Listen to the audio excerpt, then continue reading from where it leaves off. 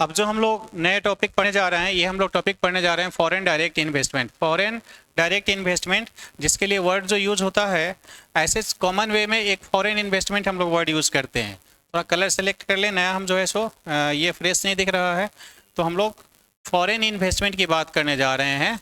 तो foreign investment जो होता है, ये पहले मैं बता दूं कि फॉरेन इन्वेस्टमेंट जो है एक्चुअल दो तरह से होता है। एक जो है FDI के रूप में होता है, और इसी के अंतर्गत जो है एक और होता है FII के रूप में होता है, और एक थर्ड जो होता है ये डिपॉजिटरी के रूप में होता है। डिपॉजिटरी के रूप में होता है, तीन तरह से होता है। आप FDI की मैं बात सबसे पहले समझाता हूँ, फिर उन चीज़ों पे मैं एक्सप्लेन करूँगा, उन चीज़ों की चर्चाएं करूँगा। देखिए FDI जो हमारा होता है, ये अगर भारत में मान लीजिए कि कोई विदेशी आदमी है, कोई विदेशी आदमी हो सकता है, तो मान लीजिए कि कोई विदेशी व्यक्ति वहाँ का टॉम जो है, अगर टॉम भारत में क्या किया, आ करके यहाँ पर एक शॉप खोल दिया, तो एक शॉप खोल दिया, इस शॉप में वो जितना पूंजी विदेश से ला करके लगाएगा वह पूंजी FDI कहलाएगी। FII में क्या हो गया कि मान लीजिए हमारे यहाँ रिलायंस का शेयर है, तो रिलायंस का शेयर जो है, इसका शेयर में अगर टॉम जो है ये क्या किया, रिलायंस का शेयर खरीदता है, तो रिलायंस का शेयर खरीदना ये FII हो गया, इंस्टीट्यूशनल इन्वेस्टमेंट हो गया। मतलब उसके शेयर में जो इसने पूंजी लगाया, ये जो है इंस्टीट्यूशंस में पूंजी लगाना हुआ, इसको इंस्टीट्यूशनल इन्वेस्टमेंट कहते हैं।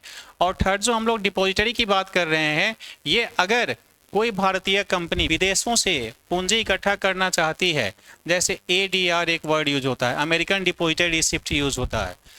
भारतीय कंपनी अमेरिका के शेयर मार्केट में जा करके अपना डिपॉजिटरी, अपना जो है सो वहाँ इशू लाएगी, अपनी मान लीजिए कि शेयर इशू करेगी, जारी करेगी, IPO जारी करेगी, तो उससे जो पैसा आएगा वो डिपॉजिटरी रिसिप्ट्स के रूप में आता है। या एक GDR भी होता है, ग्लोबल डिपॉजिटरी रिसिप्ट्स होता है। मतलब ग्लोबल स्तर पर कोई जा करके अगर डिपॉजिटरी पूरे वर्ल्ड के किसी भी कंट्री में वो जा करके अपना पूंजी वहाँ शेयर जारी करके वहाँ से पैसा इकट्ठा कर ले, तो इसको जो है सो GDR कहा जाता है। ये तीन तरह के जो है सो फॉरेन इन्वेस्टमेंट हमारे यहाँ या किसी भी देश में होता है। और यहाँ बता दें हम कि वर्ल्ड वाइड जो अकॉर्डिंग टू आपको फॉरेन इन्वेस्टमेंट, जो वर्ल्ड के जो टॉप कंट्रीज़ हैं, उसमें जो सबसे टॉप पोजीशंस पर आता है पोजीशन, ये USA में दुनिया का सबसे ज़्यादा जो है अभी के डेट में फॉरेन इन्वेस्टमेंट होता है। दूसरा जो है चाइना है, सेकेंड पोजीशन पर चाइना है, जहां दुनिया का सबसे ज़्यादा जो है आपको फॉरेन इन्वेस्टमेंट होता है अभी के डाटा के अनुसार। अब हम लोग चलते हैं भारत के बारे में, कुछ हम लोग अन्य इंपॉर्टेंट चीज़ों को देखते हैं कि FDI जो है भारत में किन किन क्षेत्रों में अलाउ है और किन किन क्षेत्रों में अलाउ नहीं है।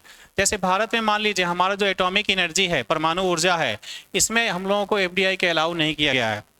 सट्टा बाजार में भी अलाउ नहीं है, निधि कंपनी है उसमें भी नहीं है, उसके बाद हम लोग लॉटरी का जो व्यापार है उसमें भी नहीं है, चीट फंड कंपनी होता है इसमें भी अलाउ नहीं है, ट्रांसफरेबल डेवलपमेंट राइट्स व्यापार एक के अंतर्गत जो भी हमारे आते हैं उसमें भी नहीं है। और वे क्षेत्र जो हमारे निजी क्षेत्र के लिए जो है सो प्राइवेट सेक्टर्स के लिए सरकार ने नहीं खोल रखा है, उन सभी क्षेत्रों में हमारे यहाँ FDI अलाउ नहीं है। मतलब ये 7 सेक्टर्स हैं जिसपे हम लोगों को FDI बैन है। अब और बातें हम लोग क्या यहाँ जानना जरूरी है कि भारत में सबसे ज़्यादा FDI कहाँ होता है। तो भारत में देखिएगा सबसे ज़्यादा विदेशी निवेश जो होता है वो मुंबई में देखा जाता है। सबसे ज़्यादा भारत में अगर विदेशी निवेश किसी स्टेट में आती है, ये भी क्वेश्चन पूछा हुआ है, हमेशा पूछा जाता है कि कौन से स्टेट में भारत के सबसे ज़्यादा फॉरेन डायरेक्ट इन्वेस्टमेंट आती है, तो वह है मुंबई, हमारा वो स्टेट है।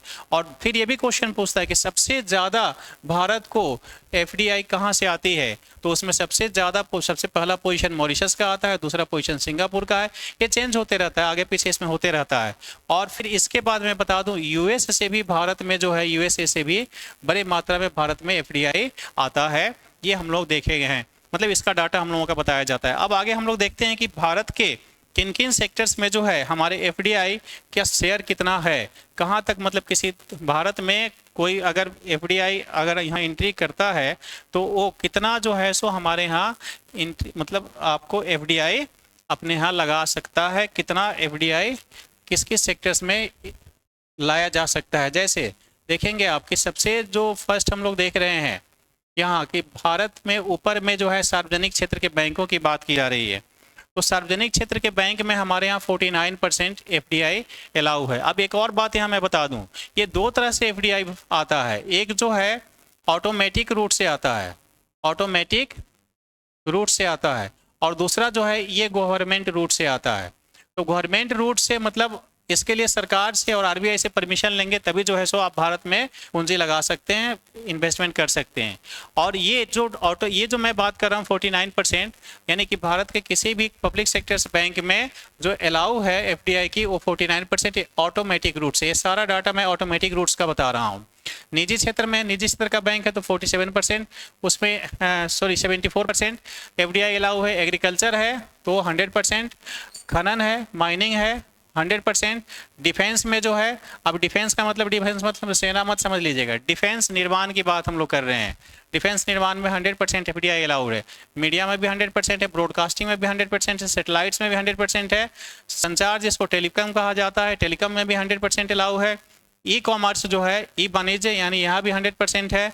और रेलवे का बेसिक इंफ्रास्ट्रक्चर, यहाँ इंफ्रास्ट्रक्चर मीन्स बेसिक की बात कर रही है, बेसिक इंफ्रास्ट्रक्चर में 100% अलाउ है। उसी के बाद जो है आप जो है मतलब रेलवे के संचालन या परिचालन की बात नहीं की जा रही है, वो इंफ्रास्ट्रक्चर्स बनाने में जो आप कंपनियों की फैक्ट्री वगैरह लगाना चाहते हैं तो उसमें है। बीमा जो है इंश्योरेंस के अंदर 74% है, अक्सर पूछा जाने वाला क्वेश्चंस में से है। पेंशन में 49% है। उसके बाद वाइट लेवल एटीएम में 100% कर दिया गया है। और फाइनेंशियल सर्विसेज अदर जो है 100% है। फार्मास्यूटिकल्स में भी हमारा 100% एफडीआई अलाउ हो गया है। ये जो है हम लोगों का डाटा अभी बताया जा रहा है, जो डाटा हम लोगों के पास अवेलेबल है। और मैंने अभी जस्ट बताया है कि भारत में जो है एफडीआई की बात जो मैंने कहा है कि वो भारत में जो सबसे ज़्यादा एफडीआई का फ्लो है वो मुख्य रूप से जो है इसमें हम लोग देख रहे हैं कि जो इम्पोर्टेंट कंट्रीज हैं वो हमारे सिंगापुर हैं, मॉरिशस हैं, अमेरिका है, यूएई है, नीदरलैंड है, इन देशों से आता है।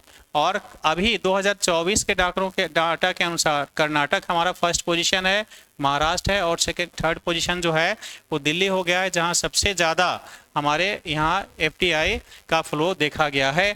और ऊपर वाला जो मैंने देखा था वो प्रीवियस डाटा था, और ये अभी 2024 का लेटेस्ट डाटा मैं आपको बता रहा हूँ। ये था एफडीआई। अगर आपको समझ में आई है तो अच्छी बात है, फिर आगे हम लोग अगले टॉपिक्स को देखते हैं।